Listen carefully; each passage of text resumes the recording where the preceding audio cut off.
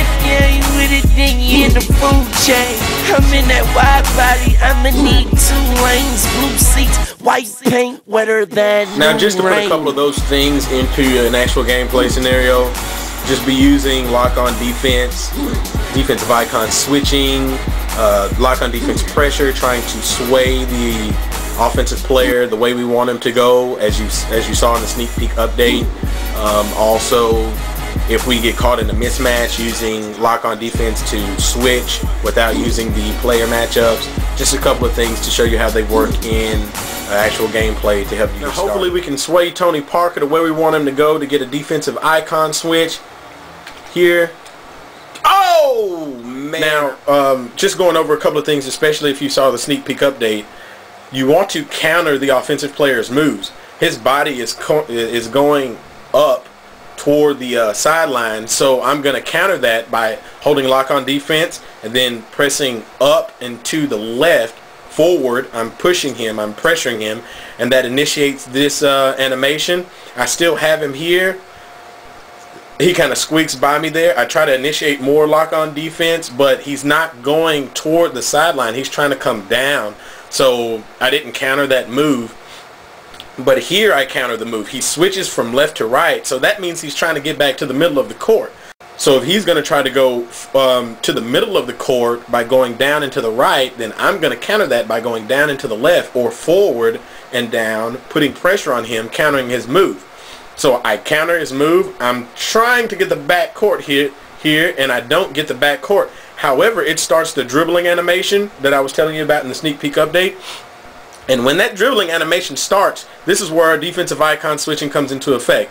Once that dribbling animation starts, you choose the closest defender to the closest person that the player can pass to. So he's going down, and the closest person he can pass to from here is Michael Finley, and that's exactly what he does. I switch to Richard Hamilton once I see that animation go through. I press X, and I pressed it too early. Actually, what happened was I wasn't close enough to Michael Finley. I started going up as if I was going to catch it and run with it, and it just barely got over my head. But you want to continue to practice that. Anytime you get this animation, real time, got him, switch, Richard Hamilton switch, try to go for the steal. See if we can sway him. He's on the full run. He's in a corner. Oh, got him. And this was pretty easy. Had lock-on defense initiate in the corner. There's nothing that he's going to do. He's not going to go forward. He's going to try to get back to the middle of the court. Recognize that. Already have lock-on defense initiated, pressing towards him and up at a diagonal, trying to counter his forward and up move. And once I start doing that, it's over. It's over. And then, of course, if he were to get that pass off, watch Richard Hamilton out of the corner of your eye up there. I switch to him, and I'm ready for the steal.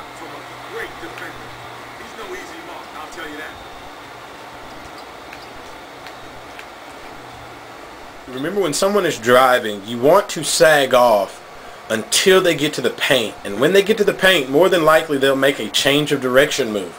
On every change of direction move, which is a crossover, a behind the back, or a between the leg type dribble, on every change of direction move you want to pressure. You want to put pressure on the ball handler. When they get off of the change of direction, then sag off. When they get on the change of direction, lock back on. Or pressure back on. Now, what happens here is Damon Stoudemire tries to drive. I scoot off. I'm scooting off of him here, but once he starts that change of direction move, I lock back on. Lock back on there. Now, he was starting to lose the ball, but the principle is every time he starts that change of direction or gets or is in the middle of it, lock back on.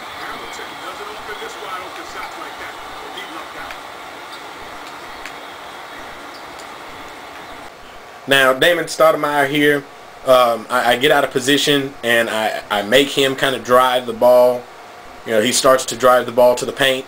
And then here I'm using lock-on defense to sag off. But once I notice him about to do this change of direction dribble, I pressure back on with lock-on defense and counter his move. And look what happens.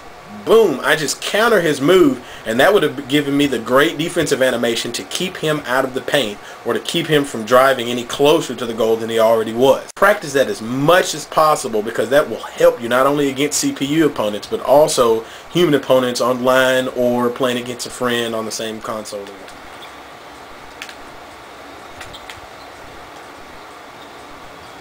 Now what I do here is I sag off a little bit once I know he's going to drive, change of direction, boom, pressure, sag off, if you notice there, boom, change of direction, pressure back on, sag off, actually I didn't, he just went into a change of direction, pressure, pressure, he doesn't get to the paint, he's got nothing, and then he just dribbles back out.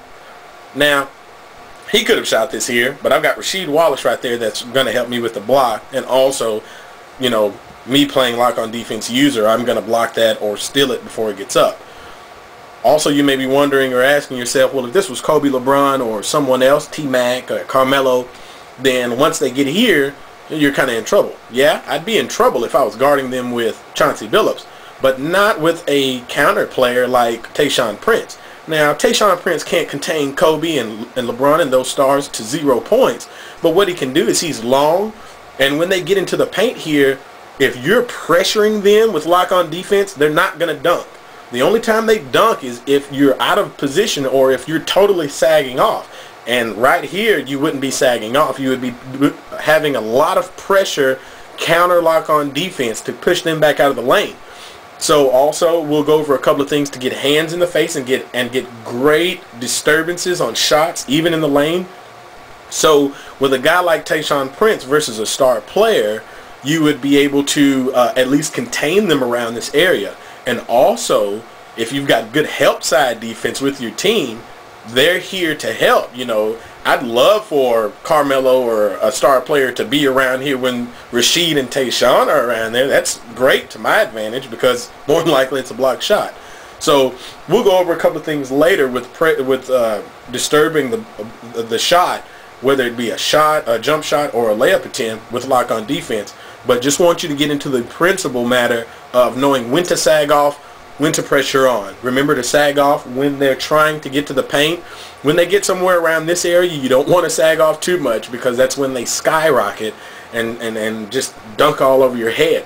But when they get into the paint, it's time to start pressuring, counter, pressuring, counter, pressuring, counter. Okay?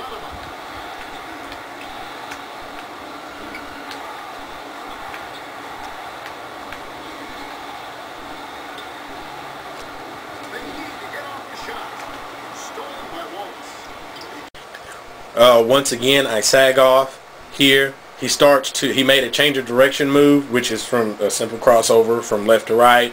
I pressure, try to counter it. I sag off because he's not at the paint yet. So I wait for his next change of direction move. Boom. I lock back on. I pressure back on. He's not to the paint yet, but he makes another change of direction move. Now, a lot of people can dunk from this area. So when they get, if they're not maybe first hash mark or up or second hash mark and up, if they're second hash mark and down, you want to keep the pressure on because I've seen players rise from this spot right here. There's a way you can do it. So you want to stay pressured up. He makes another change of direction move. I pressure, pressure. Okay, he thinks he can do something here. He can't. He retreats.